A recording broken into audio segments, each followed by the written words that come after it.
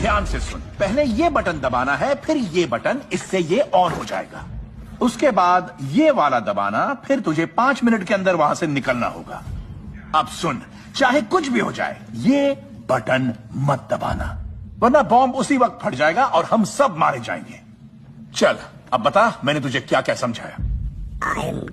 हाँ, बिल्कुल ठीक।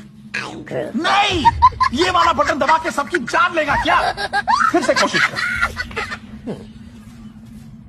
I am Groot.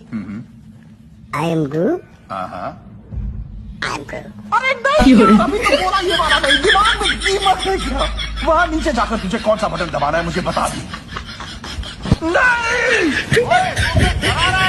चुप कर और कहीं से टेप लेकर आ। देख किसी के पास कोई टेप है क्या? मुझे बॉम्ब वाले बटन पे टेप लगानी है। मेरे पास टेप नहीं है, लेकिन देखता हूँ यार।